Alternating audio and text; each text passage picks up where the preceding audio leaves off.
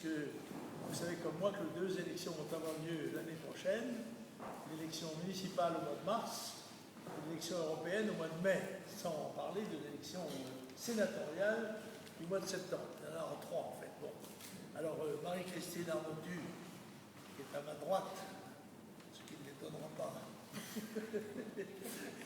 et candidate tête de liste à Nice, et moi je serai tête de liste de la liste du Grand Sud-Est pour les européennes. Je suis d'ailleurs sortant pour la énième fois.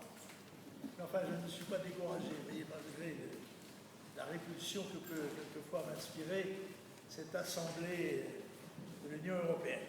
Ah, mesdames et messieurs, en tous les cas, merci d'être là. Si j'ai souhaité participer à cette conférence de presse en plein mois d'août à Nice, c'est dans cette circonscription européenne du Grand Sud-Est, dont je suis d'ailleurs le député européen, un des députés européens, c'est qu'il m'est apparu important de tirer la sonnette d'alarme et de faire sortir nos gouvernants de la torpeur estivale dans laquelle ils sont plongés.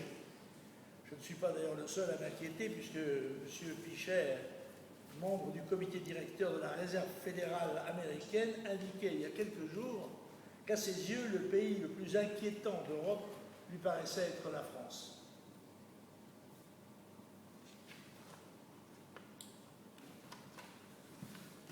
De votre côté, vous avez pu constater dans votre quotidien l'ampleur de la morosité de l'économie française en ce mois de juillet.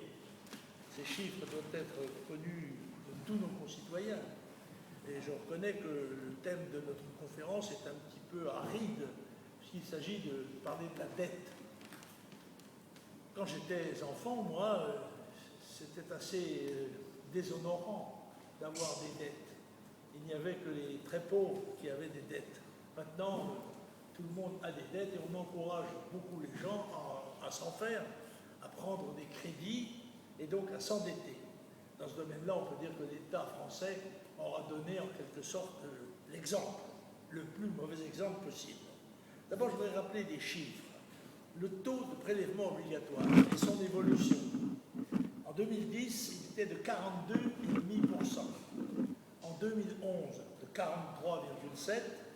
En 2012, de 44,9%. Et en 2013, une petite augmentation supplémentaire, 46,3%. Je rappelle que plus aucun budget de l'État n'a été en équilibre depuis 1975. Les déficits publics, déficits budgétaires, en 2007, 38 milliards, 2008, 56, 2009, 143, 2010, 148, 2011, 97, 2012, 90. Quant à 2013, le déficit est aujourd'hui estimé, mais sous-estimé, à 62 milliards d'euros, car il est basé sur un taux de croissance totalement illusoire. Pour preuve, le déficit atteignait déjà 52 millions, à la fin, 52 milliards, pardon. 52 millions. Bon. La dette publique. Le total de la dette publique française est de 1960 milliards d'euros, soit en fait 28 000 euros par tête de Français, y compris les enfants. Chaque Français, quel qu'il soit, est endetté de 28 000 euros. Alors si vous avez 4 enfants, vous faites le calcul avec votre femme, ça fait vous dépassez les 100 000 euros. En part de PIB, 92,7% contre 68% en 2008 et une prévision de 93,3% fin 2014.